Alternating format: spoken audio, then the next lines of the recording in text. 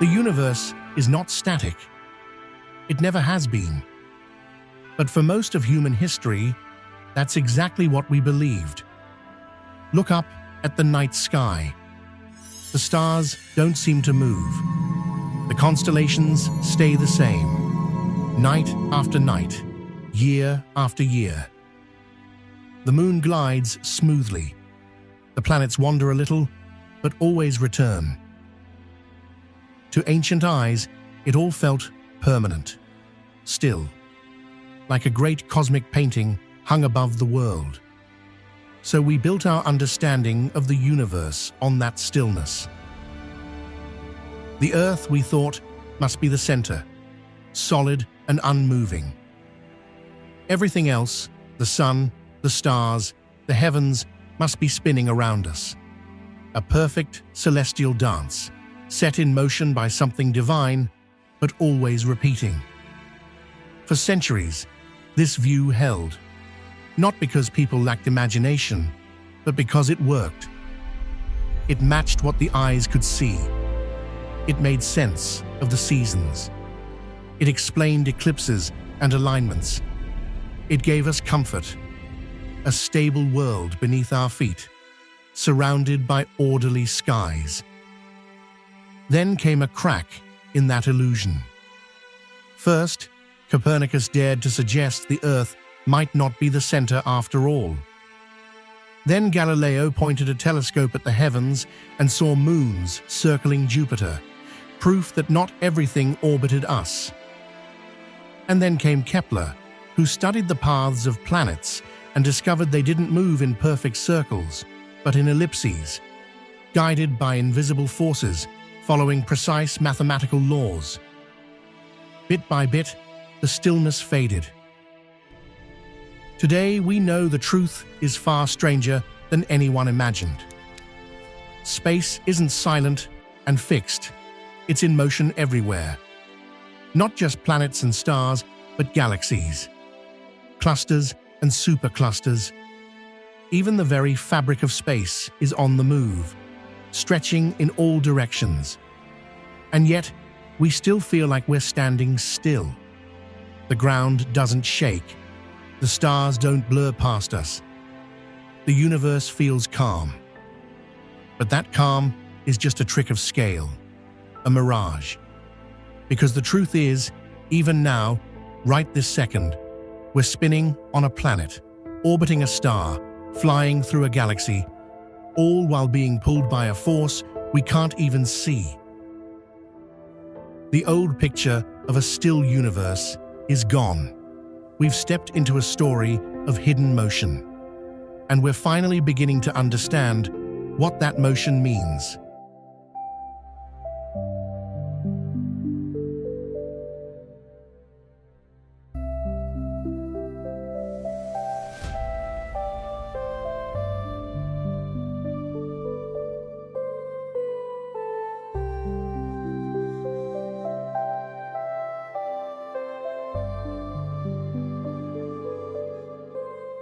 For millennia, the dominant view of the universe had placed Earth at its absolute center.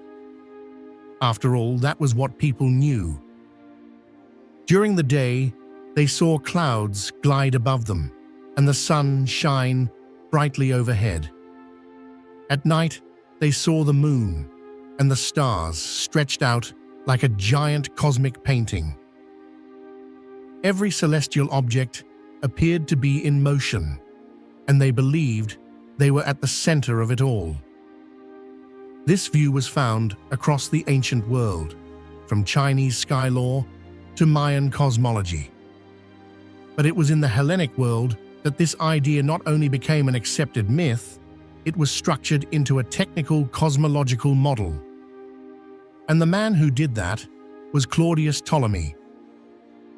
Ptolemy lived in Alexandria around the 2nd century CE, during the height of Roman Egypt.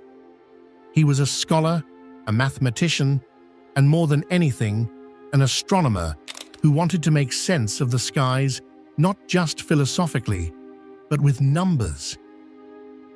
He inherited a rich tradition, from Babylonian star catalogues Egyptian astronomy, and Greek geometric modeling.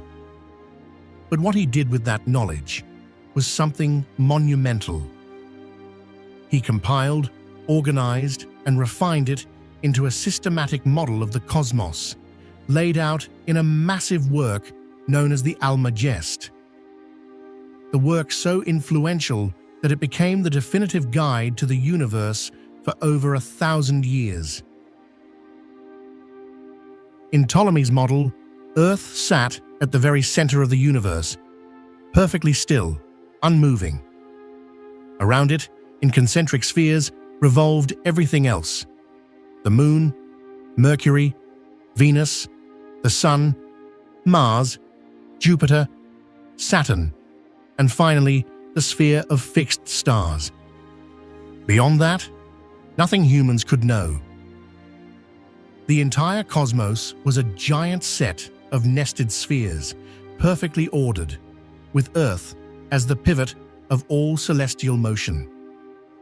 Each celestial body was embedded in a transparent, crystalline sphere that spun smoothly around us. The stars were affixed to the outermost shell, which rotated once every day, giving us night and day. This wasn't just a random guess. Ptolemy used observations to make his model mathematically functional. He believed the heavens must move in perfect circles, because the circle was the most perfect shape in Greek philosophy. But that created a problem. When people tracked the planets over time, especially Mars, Jupiter, and Saturn, they noticed strange behavior. Sometimes a planet would slow down, stop, and even move backward in the sky before resuming its forward path. This retrograde motion made no sense if all the planets moved in simple circles around Earth. To fix that, Ptolemy introduced epicycles. These were small circular paths that each planet traveled, while that entire smaller circle orbited Earth along a larger circle called the deferent. So a planet didn't just circle Earth, it circled a point that itself was circling Earth. This looping motion could recreate the backward steps seen in the sky. But even that wasn't enough. The math didn't quite line up with what astronomers observed. So Ptolemy introduced another tweak, the equant. This was an imaginary point slightly off-center from Earth. He claimed that if you measured the planet's motion from this equant point, the movement appeared uniform, not from the actual center, but from this offset position. The model had been refined for centuries, polished and preserved. It had shaped calendars, timekeeping, astrology, and religious worldviews. It had served empires and guided scholars. It had explained the skies for over 1,000 years. But no amount of complexity could hide the truth forever. Observers were beginning to ask hard questions. A few began looking for a simpler explanation. And one name stood out, a name whose revolution still echoes to this day.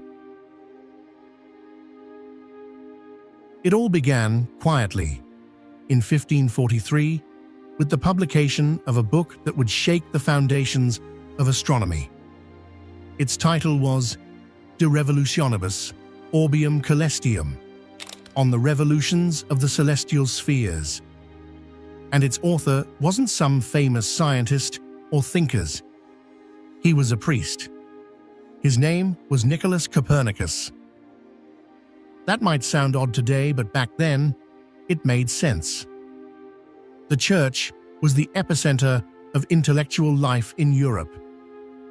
If you wanted to study mathematics, astronomy, or philosophy, the Church was where you did it. Monasteries and cathedral schools were the libraries and laboratories of their time. Born in what is now Poland, Copernicus studied law and medicine, dabbled in economics, and became fluent in Greek and Latin. But his real passion was the sky. And for years, he had been quietly collecting observations, running calculations, and writing out an idea that had been forming in his mind. One that went against everything he had been taught. His idea challenged the entire system people believed in, so he kept it mostly to himself. For decades he hesitated, knowing the risks, not just scientific criticism, but religious and political backlash too. Near the end of his life, he finally published that idea, reluctantly. In it, he outlined a model of the universe where the sun, not the Earth, was at the center. The Earth, he said, was a planet, just like Mars and Jupiter, and it orbited the sun once a year. But he didn't stop there. Based on his observation, Copernicus proposed 3 distinct motions of Earth. First, Earth rotates on its axis every 24 hours. That daily rotation is what makes the stars appear to rise and set across the sky. Second, Earth orbits the sun once per year. That revolution around the sun explains the changing positions of the planets and the seasons. And third, Earth wobbles slightly, tracing a small circle while it moves through its orbit, a motion we now associate with the tilt of Earth's axis and the phenomenon of precession. These ideas weren't just guesses. Copernicus spent decades developing complex geometric models and astronomical tables. He used trigonometry to calculate the relative distances of the planets from the sun. He ordered the planets based on how fast they appeared to move across the sky. The closer a planet was to the sun, the faster it orbited. That lined up beautifully with what he saw. But even though Copernicus's model made conceptual sense, it didn't improve accuracy. That's because he still assumed planets moved in perfect circles, just like Ptolemy. And that made his predictions only about as good as the old system. In some cases, worse. Then came the telescope. It wasn't invented by a scientist, actually. It started as a Dutch novelty, just a few lenses slapped together by spectacle makers. But when news of this strange device reached Italy, one man saw more than just novelty. Galileo Galilei. He didn't invent the telescope, but he turned it into a scientific instrument. In 1609, Galileo pointed it to the heavens, and what he saw would rattle the old order. First, he looked at the moon. Through the eyepiece, it wasn't the perfect, smooth, divine orb that the ancients had believed. It had craters, mountains, shadows. It looked a lot like Earth. Then he looked at Jupiter, and there, dancing around the planet, were 4 small points of light. Night after night, he tracked them, and they changed position, but always stayed near Jupiter. These were moons. Moons orbiting something other than Earth.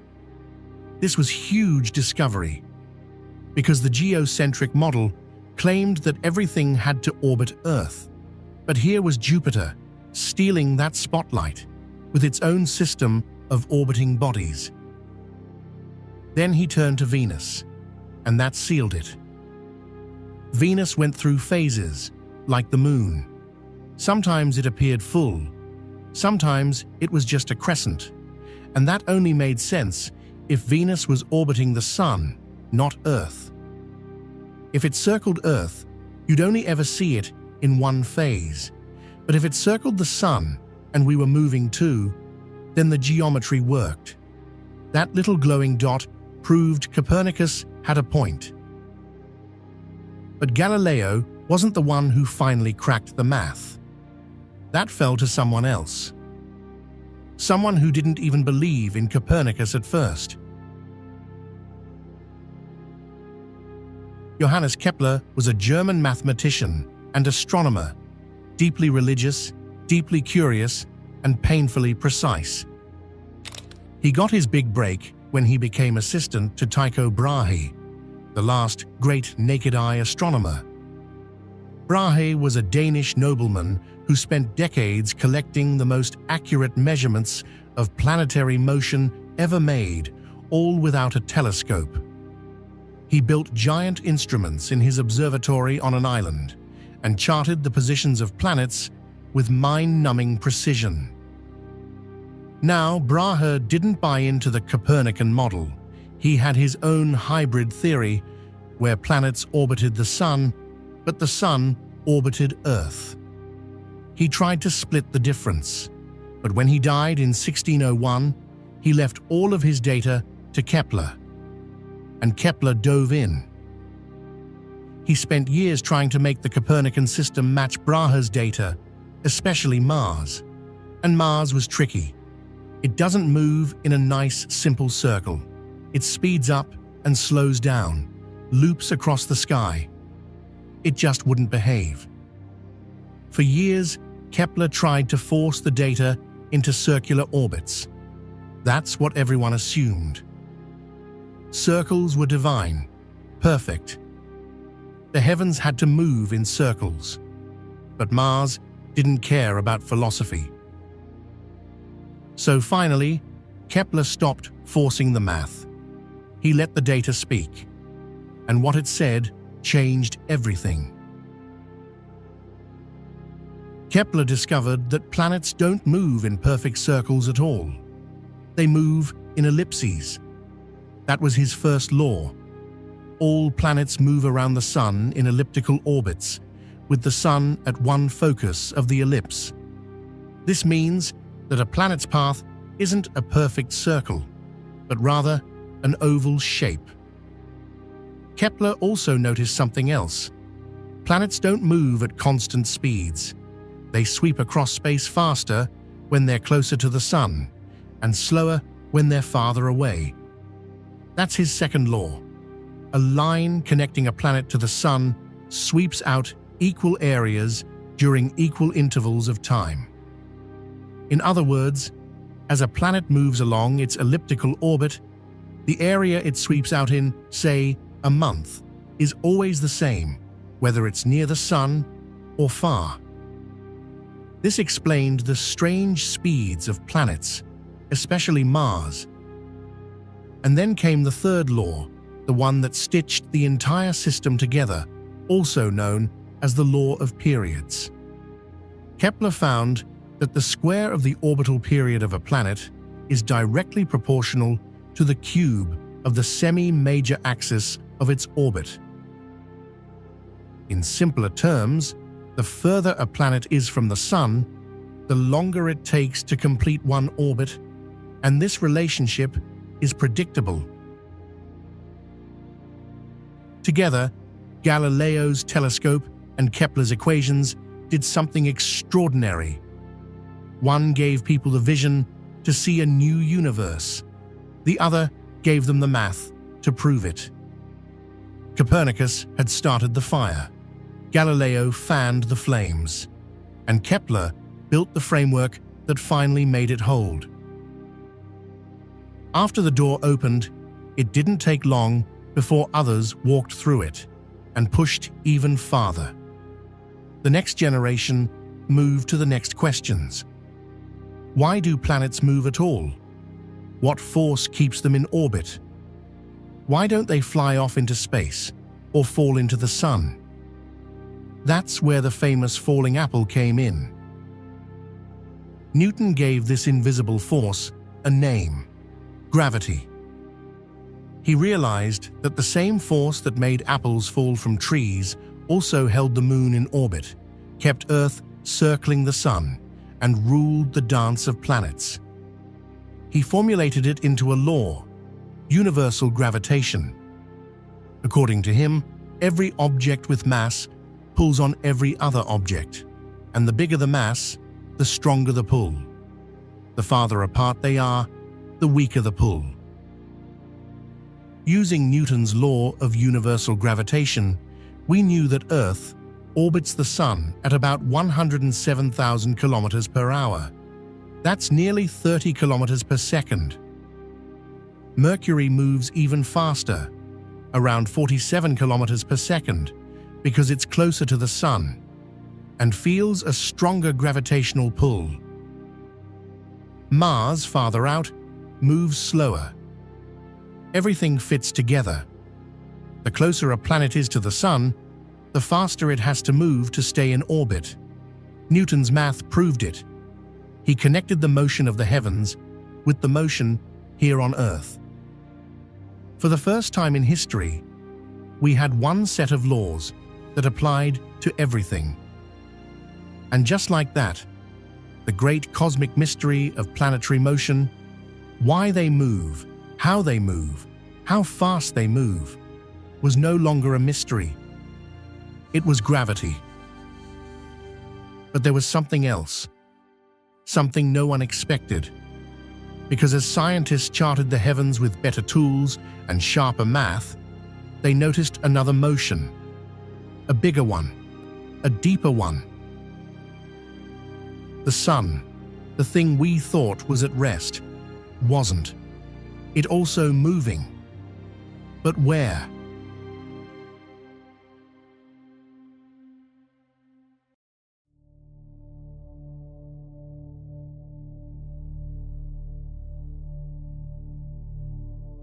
After the Copernican revolution, the Sun took the Earth's place as the center of everything. No longer did the cosmos revolve around us. Now it was the Earth that moved, spinning on its axis and orbiting the Sun. This idea felt revolutionary, but once the paradigm shifted, the new model, the heliocentric one, began to settle.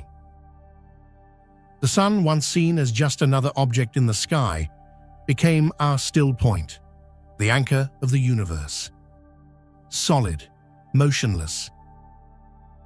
And for a few hundred years, that idea held. But that would change, not with a physicist, not with a philosopher, but with a musician. William Herschel was born in Germany and moved to England as a composer. But he had an obsession: telescopes. He started building them in his spare time, grinding mirrors and designing optics better than almost anything else of his time.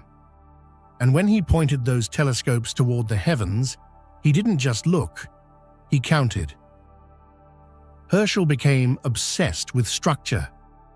If the sky was filled with stars, were they scattered at random, or was there a pattern? He decided to find out the hard way. He and his sister Caroline began a massive survey. He would count stars in narrow slices of the sky, just a few degrees wide, and note how many he could see in each direction. Over time, these counts painted a picture. He noticed something strange. Some directions had far more stars than others, and the highest density, it lined up with that faint band we call the Milky Way. So he made a map. Based on his star counts, he constructed what he thought was the shape of the universe, and it looked like a flat, stretched-out disk, like a grinding wheel, with the Sun roughly near the center. Today, we know he got the size wrong. He didn't account for interstellar dust, which blocked many distant stars from view. But for the late 1700s, this was extraordinary. He had figured out that the stars weren't infinite. They were part of a structure, a system, and we were inside it. He called it the galactic system. But Herschel didn't know it was a galaxy in the modern sense. He thought this system was the entire universe. He didn't realize that those fuzzy patches of light, those so-called nebulae, were actually other galaxies unimaginably far away. Still, what he did see was revolutionary. He showed that we weren't at the center of everything, not even close. And that flat shape? It meant something. It suggested structure, motion, orientation. If the Milky Way had a shape, then we had a location. If we had a location, then maybe we were also in motion. That's when people started asking a deeper question. Where are we really? And how can you tell what's moving and what's not? Because if everything is moving, how do you know when something is still? That's when we hit a wall. Not a wall of data, but a wall of perspective. Because everything we see from here, from Earth. Our eyes, our telescopes, our instruments, they're all sitting on this spinning rock that's itself orbiting the sun, which, as Herschel suspected, might be moving too. So how can you tell what's really moving and what's not? That's where a frame of reference comes in. Let's try a simple thought experiment. Imagine you're sitting in a train. You're sipping your coffee, reading a book. Out the window, you see another train next to yours. For a moment, it looks like that train is sliding backward. But then, wait. Are you moving? Or is it moving? Or are you both moving? Here's the thing. Without seeing the ground, you can't know for sure. That's the trap of your frame of reference. From inside the train, everything feels still. The coffee stays in the cup. The book rests calmly on your lap. But to someone standing on the platform, you're flying by at 80 kilometers an hour. So who's right? Well, actually, both are. Because motion isn't absolute, it's relative. And when your only window to the cosmos is from inside that moving train, on a spinning Earth, orbiting a star that's moving too, untangling what's really in motion becomes a puzzle. A puzzle that one man, quietly and patiently, set out to solve. Jacobus Kapteyn never saw himself as a revolutionary. He was quiet, careful, a man who loved numbers more than noise. But what he did with those numbers changed our understanding of the universe. Kapteyn was born in the Netherlands in the mid-19th century. By then, Herschel's star maps were already over a century old. The idea that we were inside a star system, what we now call the Milky Way, was accepted. But the structure, the motion, that was still a blur. Telescopes were better, but astronomers didn't just need better tools, they needed a new approach. That's what Kapteyn brought. He started collecting data, not just light, not just position, but proper motion, how stars shift across the sky over time. These were tiny changes, often fractions of an arc-second per year, but with the right math and enough time, they told a story. He gathered observations from observatories all over the world. The Cape in South Africa, Cordoba in Argentina, Sydney in Australia. Bit by bit, he compiled star catalogues, thousands of them. Measured their brightness, measured their position, watched them drift. And then something strange showed up. The stars weren't just drifting randomly, they moved in patterns. Two general streams, like cosmic currents, seemed to flow across the sky. At first, it looked like the stars were grouped into two large rotating swarms. But Kapteyn thought harder. What if this wasn't about the stars at all? What if we were the ones moving? Back to the train analogy. Imagine you're in the middle of a crowd, walking steadily through a busy plaza. People seem to be flowing past you in different directions. But maybe it is the one in motion, and everything else only appears to drift because of your frame of reference. Kapteyn then made the leap. He ran the calculations, and it all fit. The pattern of star motion only made sense if the sun was moving and dragging us along with it. This motion came to be known as the solar apex. According to Kapteyn's results, the sun was headed toward a point in the constellation Hercules at about 20 kilometers per second. Not a blazing sprint, but a steady, silent drift through space. And with that, the sun lost its stillness. But Kapteyn didn't stop there. He wanted to go bigger. If we're moving through the stars, then what is this collection of stars? What is the shape of the system we're inside? Using the motion and brightness of stars, Kapteyn began constructing what he believed was the true shape of our star system. He assumed stars were distributed evenly in space and that their brightness faded with distance. Based on that, he came up with a model. It looked like a flattened, disc-like structure, about 40,000 light-years in size. And in this structure, the Kapteyn universe, the sun sat near the center. It was our first real attempt to map the Milky Way as a whole. Of course, we now know Kapteyn's universe was too small. He didn't know about interstellar dust, microscopic particles floating between stars that absorb and scatter light, especially in the direction of the galactic plane. This dimmed faraway stars and made them look closer than they really were, so his model underestimated both the size and shape of the galaxy. But for its time, it was groundbreaking. Then came a turning point. Astronomers began to wonder about those faint, blurry spots in the sky, the so-called spiral nebulae. Some believed they were part of our Milky Way, but others suspected something more dramatic, that these might be entire star systems of their own. That's where Edwin Hubble enters the picture. Using the Hooker telescope on Mount Wilson, then the most powerful telescope on Earth, Hubble focused on one of the most prominent of those nebulae, Andromeda. In 1923, he spotted something crucial inside it, a kind of star known as a Cepheid variable.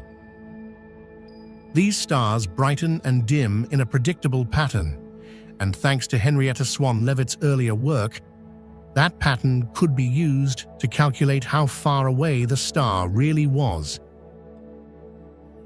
The answer stunned him. Andromeda wasn't just far, it was way beyond the edge of the Milky Way. So far, in fact, that it couldn't possibly be part of our galaxy. This was a massive shift. For centuries, we thought the Milky Way was the entire universe. But now, it was just one galaxy among many. A single island in a vast cosmic sea. But here's what really matters. By studying these other galaxies, we began to see our own more clearly. You can't look at the Milky Way from the outside. We live inside it. It's like trying to map the shape of a forest from the base of a single tree. But with Andromeda and other galaxies, we finally had something to compare it to. We could look at galaxies from the outside and ask, does our galaxy have a spiral structure like that one? Does it have a central bulge, a flat disk, a halo of stars? Over the next decades, astronomers used this mirror effect, comparing external galaxies to what we could observe from within the Milky Way. They mapped gas clouds, star clusters, and the distribution of various stellar populations. They used radio astronomy to see through the dust that blocked our view in visible light.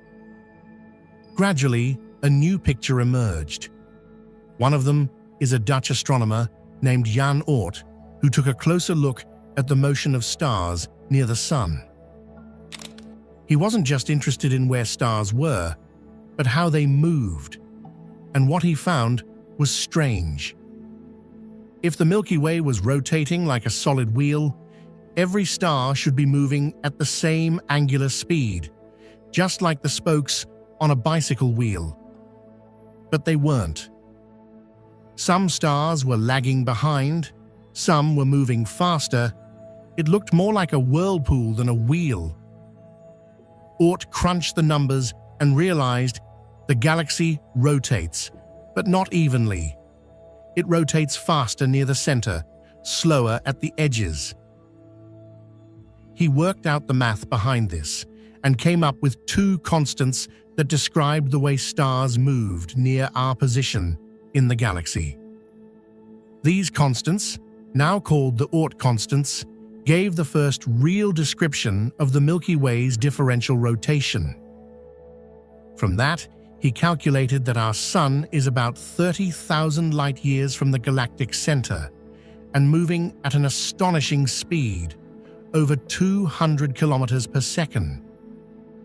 That's fast enough to circle the Earth 7 times in a single minute. At that speed, the Sun takes roughly 225 million years to make one full orbit around the center. That's one galactic year. And the Sun isn't alone. Every star you see in the sky is doing the same thing, spinning around the center of the galaxy like bees around a hive. We just don't feel it, because we're all moving together. But if that's the case, what exactly are we orbiting? To answer that, astronomers needed better eyes, ones that could see beyond the visible light. So they turned to radio waves. Specifically, they began mapping out the faint, natural radio signal given off by neutral hydrogen atoms. At a wavelength of 21 centimeters, this signal could pierce through the thick clouds of dust that made optical observations nearly impossible. By tracking this signal, astronomers began to map the spiral arms of the Milky Way from the inside. It was like trying to draw a picture of a forest while standing inside the woods. But now, they had the tools to do it.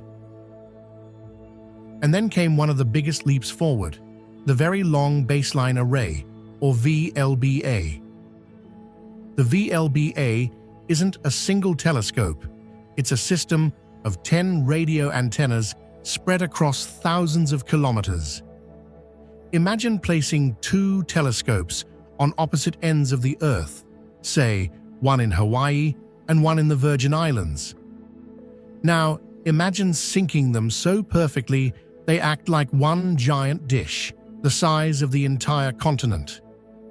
That's essentially what the VLBA does. It links 10 radio telescopes scattered across the Western Hemisphere to form one super instrument, capable of resolving incredibly small movements in the sky. And by small, we're talking about shifts so tiny, they're measured in micro-arc seconds. That's like spotting a coin on the moon from Earth. They use this system to track cosmic beacons called masers. These aren't lasers you can see with your eyes. They're radio signals naturally emitted by gas clouds around newborn stars. These masers act like lighthouses in space, bright, compact, and perfect for tracking. Because they're locked to specific regions within our galaxy, they help us pinpoint both position and velocity.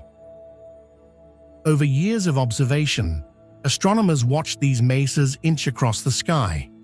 They measured their change in position, that's proper motion, and also how their light shifted toward red or blue.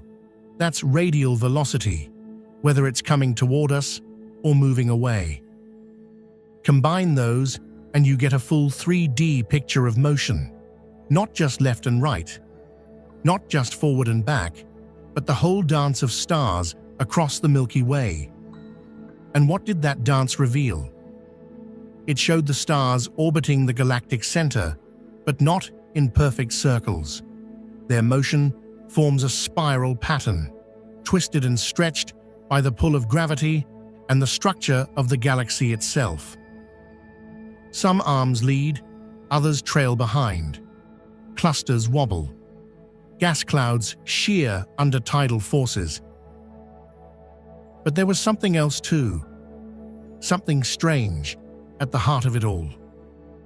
As these mesas and other stars were tracked closer and closer to the galactic center, something became obvious. Their speed increased dramatically. Objects orbiting near the center were whipping around at insane velocities. But here's the kicker. There wasn't enough visible matter there to explain that kind of gravity. There were stars, yes, dust, gas, but not nearly enough to hold things together at those speeds.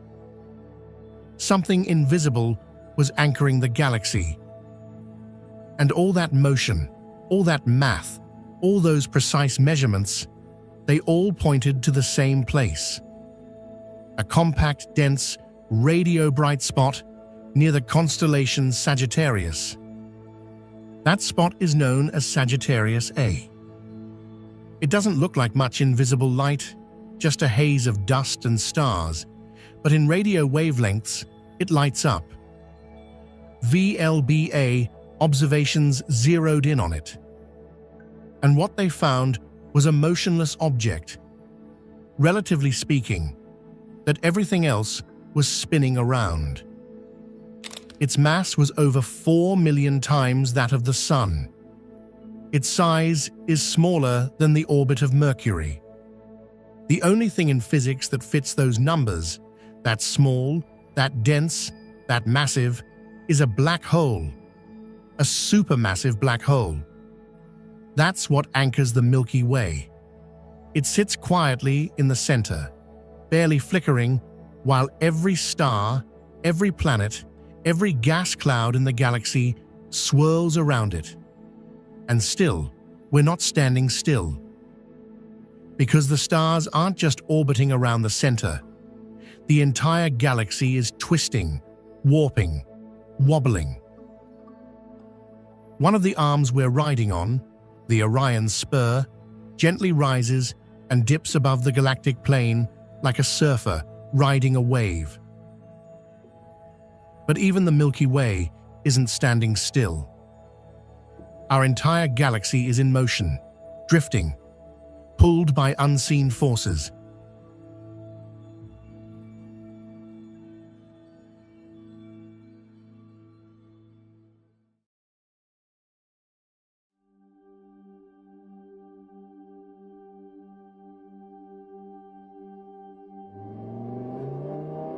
A car comes racing toward you, its engines roaring.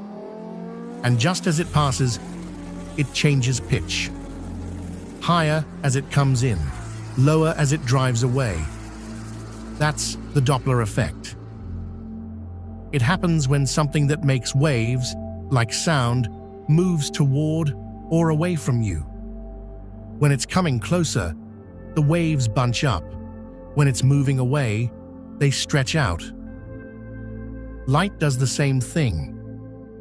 If a star or galaxy is moving toward us, its light waves get squeezed, shifted slightly toward the blue side of the spectrum.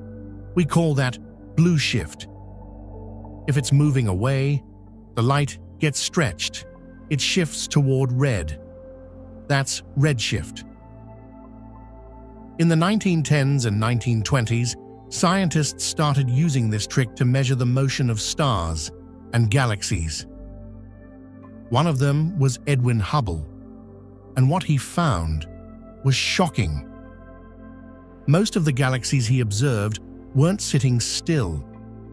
They were moving away from us, and the farther away a galaxy was, the faster it was receding. Some were flying away at hundreds of kilometers per second. Others, thousands. Hubble mapped this out, and with each new galaxy, the pattern held up. Farther meant faster.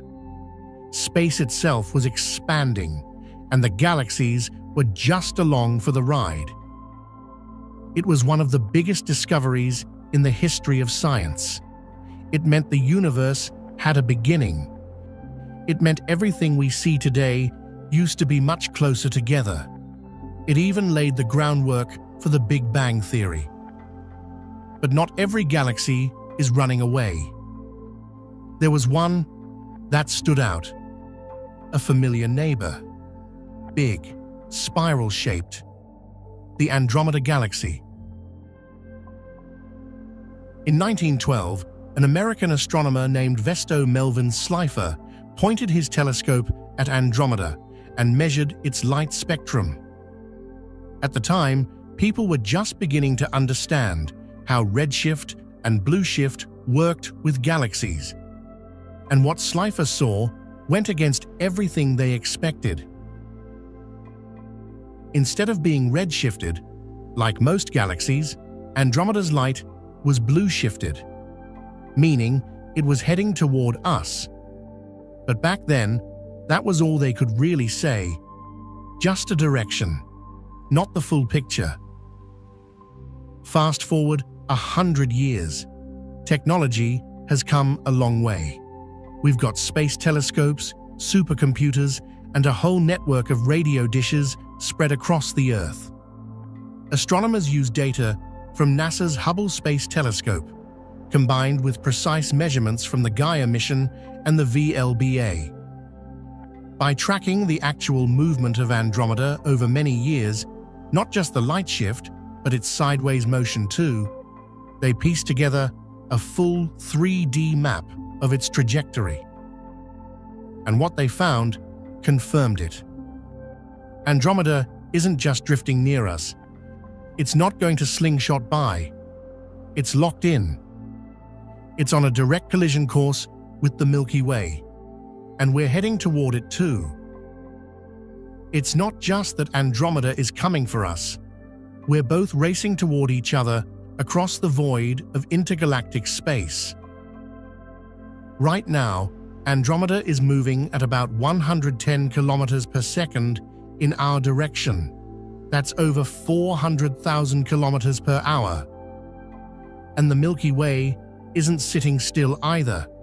We're drifting toward Andromeda at nearly 300 kilometers per second when you factor in the motion of our whole local group of galaxies. That means the gap between us is closing fast, at roughly 500 kilometers per second when you add it all up. Still, space is big, really big. Andromeda is about 2.5 million light-years away from us. That's roughly 24 quintillion kilometers, a number so huge it barely feels real. At that rate, even with both galaxies barreling toward each other, the closing speed isn't enough to make it happen anytime soon. So no, not tomorrow, not next year, but in about 4 to 5 billion years, the two largest galaxies will finally meet. Now you might picture this as a galactic car crash, stars smashing into stars, chaos and fire everywhere. But that's not how this works. Galaxies are mostly empty space. The stars inside them are incredibly far apart. On average, the distance between stars in our part of the Milky Way is about 4 to 5 light-years. That's nearly 40 trillion kilometers.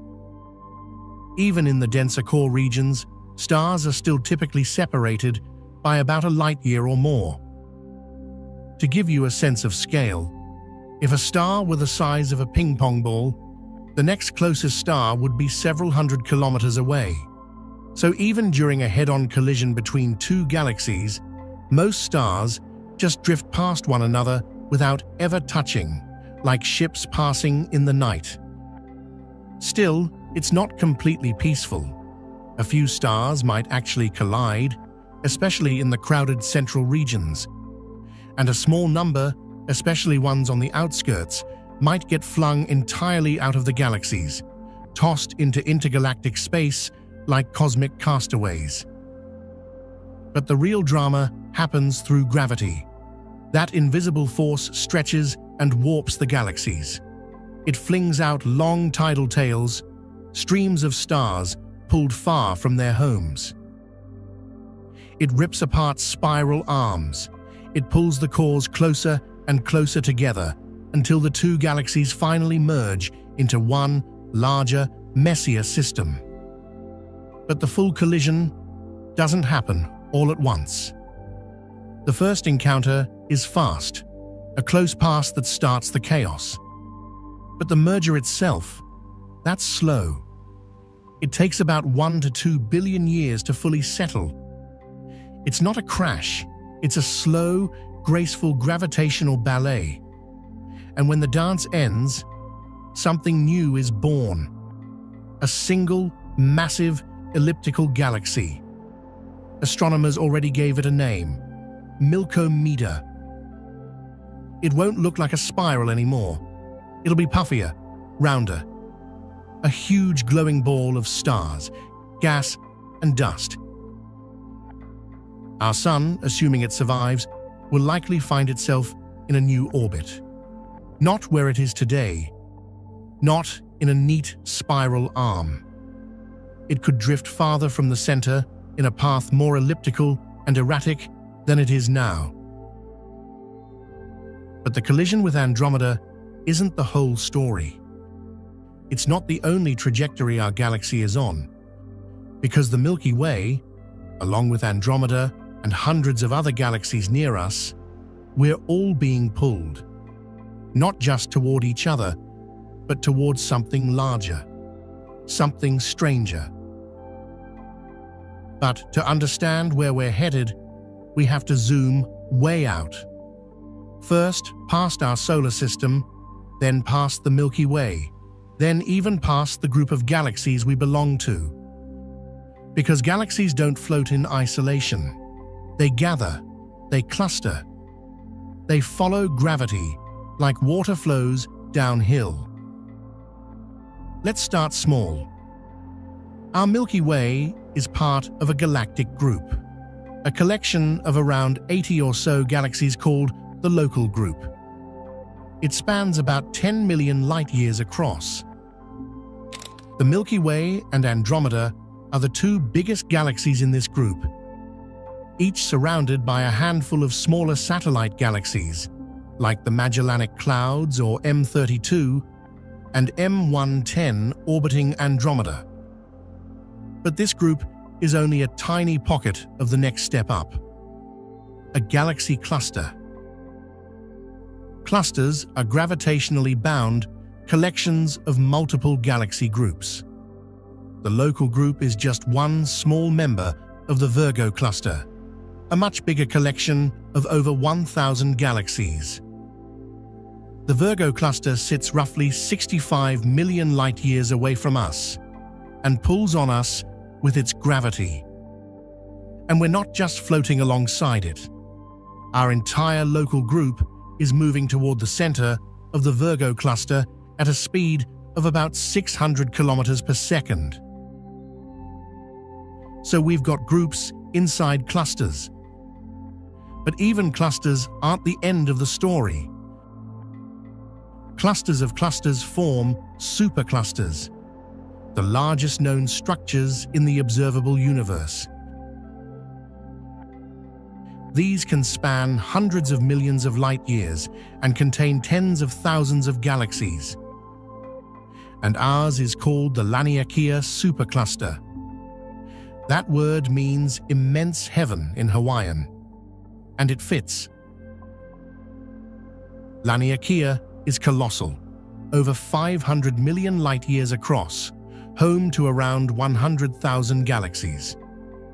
It includes the Virgo cluster, the Hydra Centaurus supercluster, the Pavo Indus supercluster, and the Southern supercluster, all interconnected in a web of cosmic flows. So, how do we even know all this? How do scientists figure out where galaxies are going, how fast they're moving, and what they might be heading toward? It all comes down to motion. Over the past few decades, astronomers didn't just look at where galaxies are. They mapped how galaxies move. And to do that, they needed more than just redshifts and blue shifts.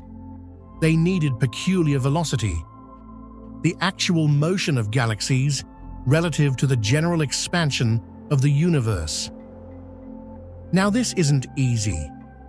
You can't just take a snapshot and know how fast a galaxy is going sideways through space. You have to combine a lot of techniques. One of the most important is the Tully-Fisher relation. That's where astronomers compare a spiral galaxy's brightness with how fast it rotates. If you know how bright a galaxy should be and compare it to how bright it actually looks, you can estimate its distance. And once you know both the galaxy's redshift and its distance, you can figure out if it's moving faster or slower than the general Hubble expansion. That difference? That's its peculiar velocity. Motion caused by local gravitational influences, not just cosmic expansion. That's where the real insights come from. Enter the Cosmic Flows surveys. Cosmic Flows 2, and later the much more detailed Cosmic Flows 3, were massive efforts to gather motion and distance data for thousands of galaxies. Using things like Tully-Fisher, surface brightness fluctuations, and even supernova data, scientists built a 3D velocity map of our cosmic neighborhood, not just where galaxies are in space, but how they're moving. And what they found was shocking. Galaxies weren't just expanding outward, like dots on a balloon. They were also flowing in a specific direction, towards something we couldn't see directly, something big. And the pattern wasn't chaotic, it was coherent, structured. A motion that pointed toward a mysterious zone of space, somewhere past the constellations of Centaurus and Norma, blocked from our view by the Milky Way's thick dust lanes. That's when the real mystery started. What are we being pulled toward, and why? Astronomers had noticed this strange flow back in the 1970s. Galaxies, including ours, weren't just drifting with the expanding universe. They were moving sideways, with purpose, at hundreds of kilometers per second, all heading in the same direction. But when telescopes tried to look that way, they hit a wall, a region in the sky we call the zone of avoidance. It's packed with stars, gas, and dust from our own Milky Way, blocking our view of whatever's behind it. Still, the motion was undeniable. Scientists called the source of this pull the Great Attractor, not because they could see it, but because they could feel its gravitational grip. Entire clusters of galaxies were leaning toward it, and we were caught in that same current. Bit by bit, using X-ray telescopes and infrared surveys, astronomers began to piece together the picture. They found huge concentrations of mass hidden behind the Milky Way's disk, not a single object, but a region of space teeming with galaxy clusters. One of the biggest was the Norma cluster, located about 220 million light-years away. And that cluster, it wasn't alone. It was part of a much larger structure. This region, this attractor, turned out to sit near the edge of something far bigger, the Shapley supercluster, one of the largest known superclusters of galaxies in the local universe. That's what's pulling us. The gravitational influence of the Shapley supercluster is so strong that it bends the paths of galaxies across a wide stretch of the cosmos. Even though we can't see it directly in visible light, its mass is dragging our entire supercluster toward it. We're moving at about 600 kilometers per second in its direction. Now here's where it gets tricky. This isn't a neat, clear-cut destination. We're not falling into the great attractor like a rock into a hole.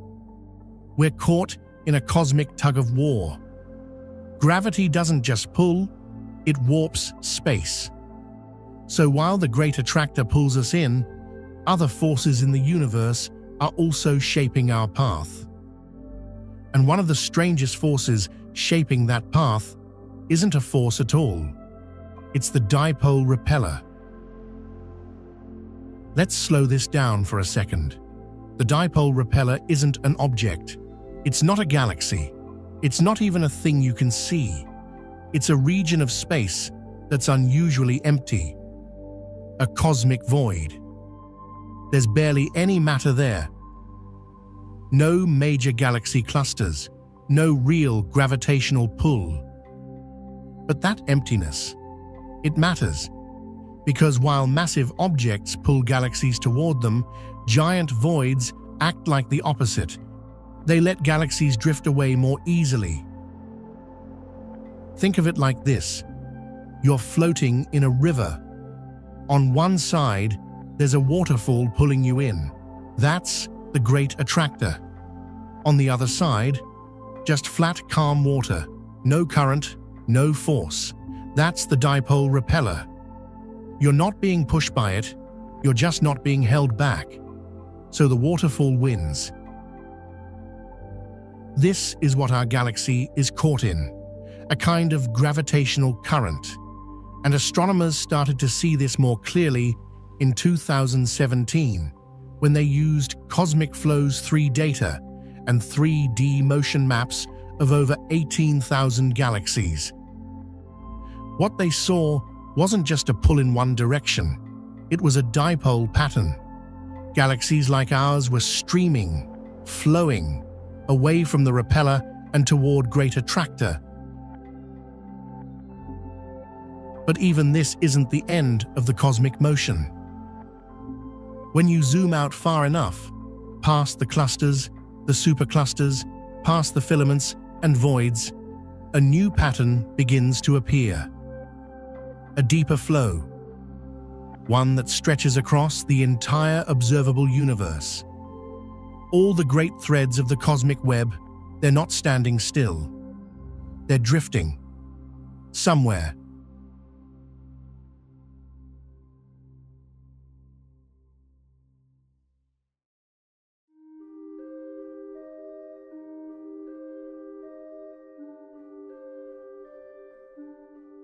So far, we've followed the Earth as it spins and orbits. We've watched the sun drift through the galaxy like a leaf in a current. Then we zoomed out and saw that even the Milky Way itself is moving, part of a vast cosmic flow towards something we can't even see. It's already wild to think we're on a moving rock that's part of a moving system that's inside a moving galaxy.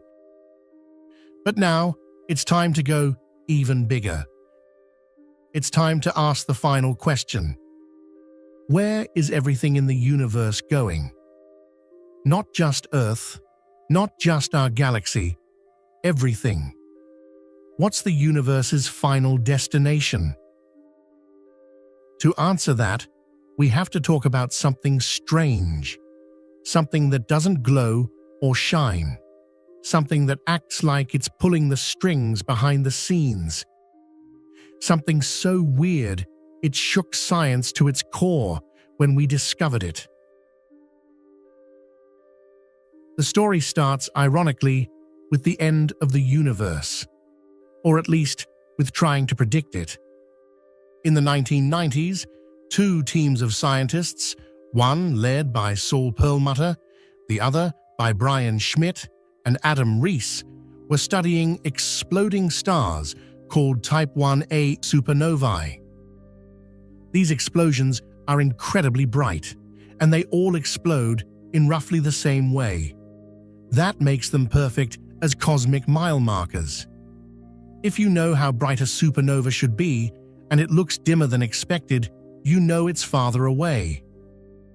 The goal was to measure the rate at which the universe was slowing down. You heard that right. slowing down, because the assumption at the time was that after the Big Bang, the universe started expanding, and gravity, being attractive, was slowly pulling everything back. But that's not what the data showed. When they measured the supernova, something didn't add up. The galaxies weren't just far away, they were too far. The light was more red-shifted than it should be, which meant the galaxies weren't just moving away, they were accelerating. The universe wasn't slowing down, it was speeding up. Now imagine being a physicist and suddenly realizing that every assumption about the future of the universe is wrong. That's what happened in 1998, and instead of brushing it off, the teams double-checked everything. But the results kept saying the same thing. Something invisible, something powerful, is pushing the universe apart faster and faster. They called it dark energy. We don't know what dark energy is made of. We don't even know if it's a thing at all, but we do know it's real, and it dominates the universe.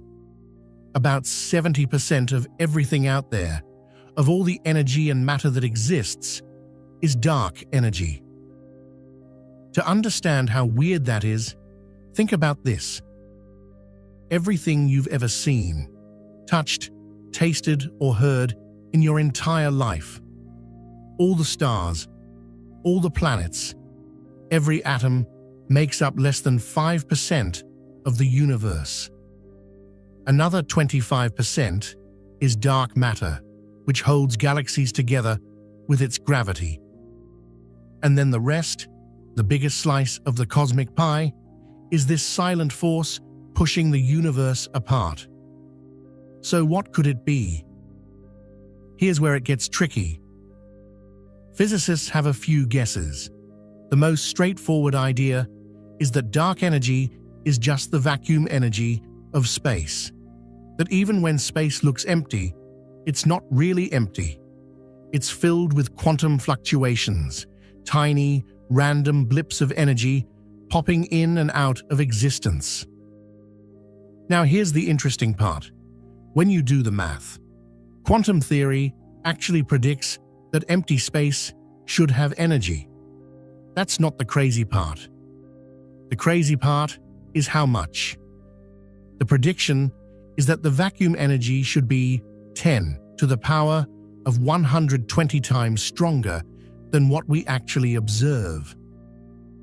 In other words, quantum theory overshoots the real value of dark energy by a factor so huge it's the biggest mismatch between theory and observation in the history of physics. This is like trying to measure the weight of a feather, and your calculator says it weighs more than the entire Earth. Yes, something's off. And here's the problem. This vacuum energy, the energy of empty space, isn't just sitting there quietly. According to Einstein's equations, energy and pressure shape the fabric of space-time, which means if space does have energy, then it affects how the universe expands. That's where dark energy comes in. We've observed that the universe is expanding faster and faster, so whatever is causing that acceleration has to be baked into the structure of space itself. And that's what led scientists to think, maybe the vacuum energy is the thing driving this expansion. Maybe dark energy is just the energy of empty space. But if that's true, then quantum theory's prediction should match what we observe. And it absolutely doesn't. It's not just a little off, it's catastrophically off. So either something's wrong with our theory, or we're missing a huge piece of the puzzle. Now let's try to picture this. Imagine space as a giant loaf of raisin bread. Galaxies are like raisins baked into the dough. As the bread bakes, it expands, and the raisins move away from each other. That's the universe expanding. But now imagine that halfway through baking, something turns up the heat, way up. The dough doesn't just rise, it starts inflating faster and faster. That extra push, that's dark energy. And the bigger the bread gets, the faster it expands, because dark energy isn't just sprinkled into space, it is space. The more space there is, the more dark energy there is. It's not diluted. It doesn't run out. That's what makes it so scary. So now, we're standing here, looking at a universe that's expanding faster and faster, and the engine behind that runaway growth? Dark energy. This invisible, untouchable force that doesn't clump, doesn't slow down, and somehow gets stronger the more space there is. That's already weird. But now comes the truly unsettling part. Where does this take us? Let's say dark energy keeps doing what it's doing, keeps pushing, keeps stretching space. What happens in the long run? This leads us to one of the most terrifying predictions in all of cosmology. It's called the Big Rip. Here's how it works. In our current universe, gravity is still strong enough to hold things together. Galaxies don't get torn apart. Stars still orbit their centers. Planets cling to their suns. Even though space is expanding, the forces inside galaxies are still stronger than the pull of expansion in their neighborhood. But dark energy doesn't play by those rules. It grows. It's relentless. And in some models, it doesn't just keep accelerating the universe, it speeds up the acceleration. Like, imagine you're in a car going faster and faster down a hill, and then the hill steepens. That's the Big Rip scenario. At first, it's nothing you'd notice. Galaxy clusters would drift apart slowly. The space between the Milky Way and Andromeda would grow too fast for them to ever collide. But it wouldn't stop there. Eventually, the galaxies themselves would begin to stretch. Not just pulled apart, but ripped apart from the inside. Gravity would weaken. The bonds holding stars in place would falter. Then star systems, like our solar system, would come undone. Planets flung out of orbit, moons lost to the void. The tides that held everything in balance, gone. And it keeps going.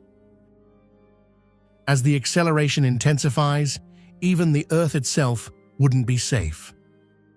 The force of expansion would grow so strong, it would overwhelm the electromagnetic forces that hold molecules together. The crust would crack, the atoms would break apart. Even protons, the building blocks of matter, could be torn, as space itself stretches beyond what any particle can survive. In the final moments before the Big Rip, the universe would become a storm of disassembled pieces. 22 billion years from now, there will be no galaxies, no stars, no atoms, just pure, unbound energy flickering in a sea of nothing. That time is just a guess, based on one model. It could be sooner, could be never.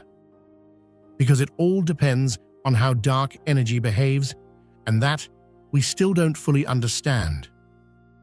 But not every theory ends in shredding. Some go the other way. There's another idea, and it starts with a question.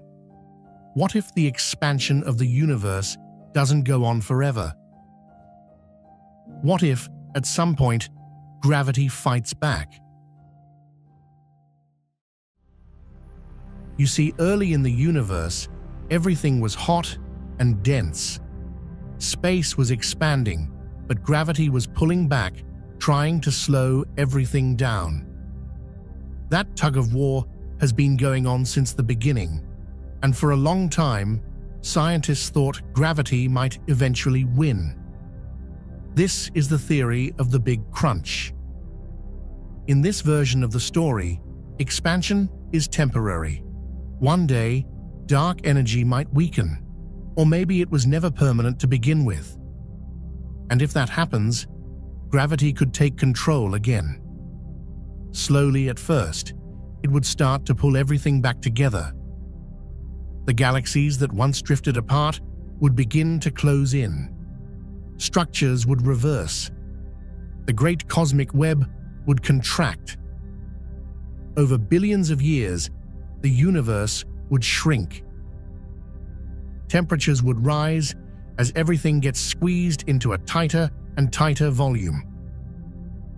The night sky would grow brighter, not from new light being born, but from old stars smashing together in a shrinking cosmos. The fabric of space-time would bend inward, like a closing fist. In the final seconds, the entire universe would become a single, hot, dense point. And then, maybe it ends. Or maybe it starts again. There's a poetic symmetry to the Big Crunch, the idea that the universe ends where it began. That the Big Bang was just one act in a cosmic cycle of expansion and collapse. Bang, then crunch. Forever and ever. But there's a problem with this picture. The math doesn't quite line up. Everything we've observed so far, galactic redshifts, the cosmic microwave background, tells us the universe isn't slowing down. It's speeding up. That means gravity isn't winning, at least not yet. So unless dark energy changes dramatically in the future, the Big Crunch doesn't seem likely.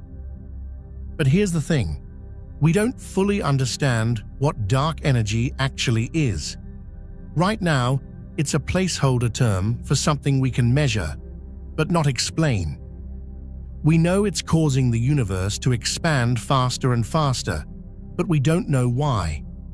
If someone ever figures out the true nature of dark energy, it won't just be a breakthrough, it'll be Nobel Prize material.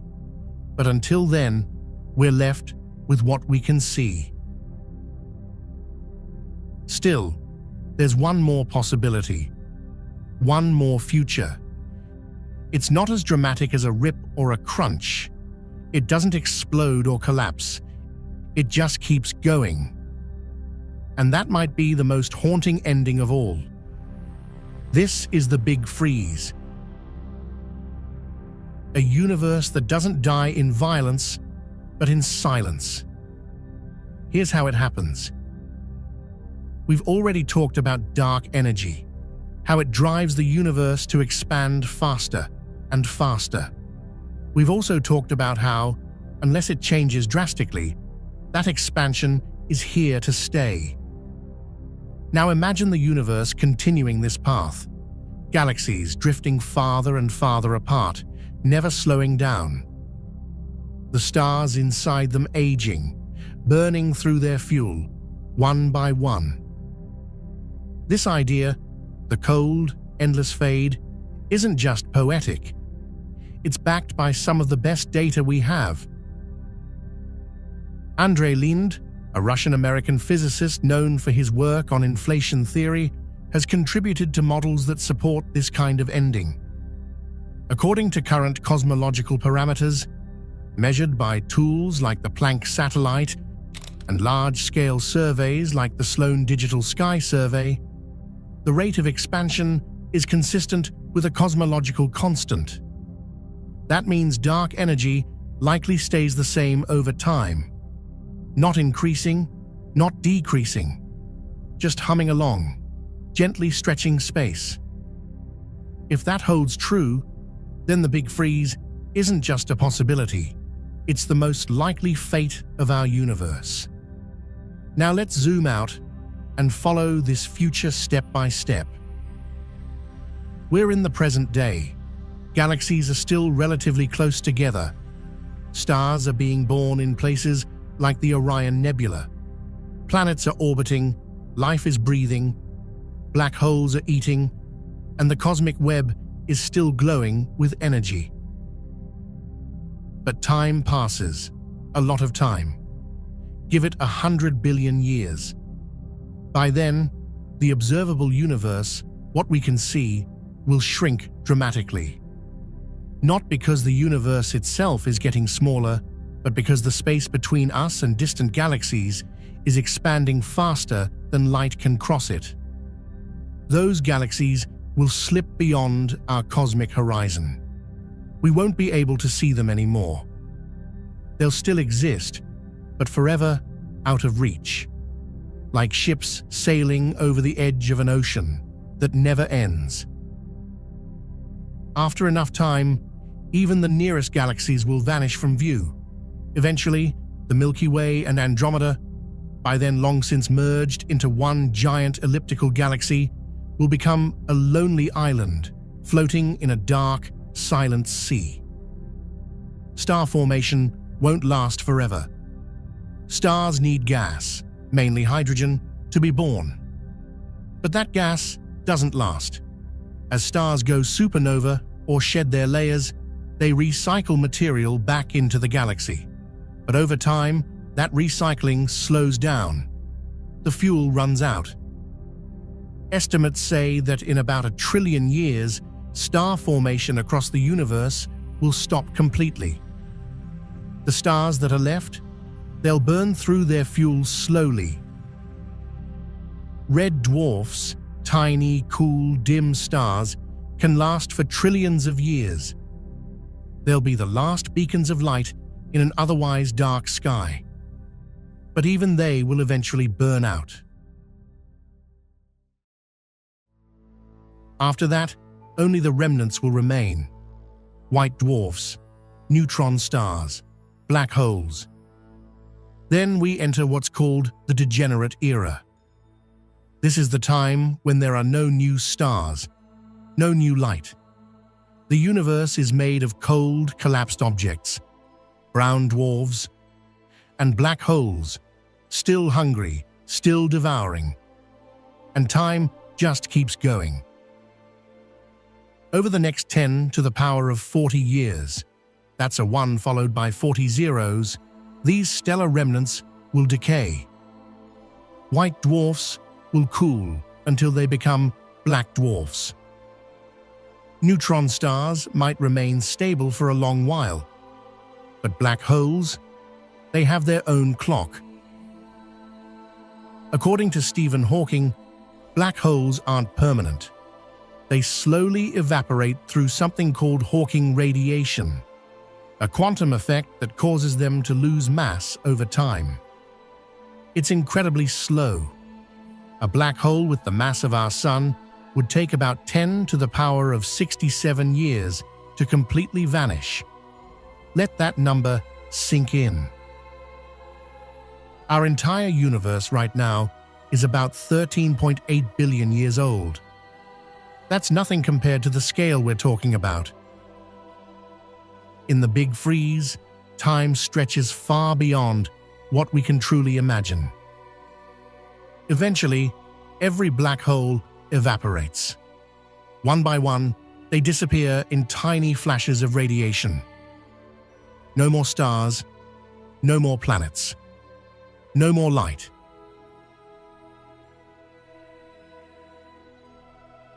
The universe becomes a place of particles, electrons, positrons, maybe some decaying protons, floating alone in a sea of cold, expanding space. Temperature drops toward absolute zero. Not because there's no heat, but because there's nothing left to generate it. No fusion, no gravity pulling things together. Just particles, scattered across an ever-growing void. Even the protons might not last. If proton decay turns out to be real, then all matter itself could fall apart. Some models say that could happen in around 10 to the power of 36 years. So, what's left? Nothing really, just a whisper of radiation, a background glow from a universe that once burned with stars, galaxies, and life. A universe that expanded until everything was too far apart to interact, too cold to change. Even the concept of place becomes meaningless. The laws that gave birth to everything still remain, etched in a frozen, meaningless void. But there's no one left to read them. And that will be the ultimate fate of our universe.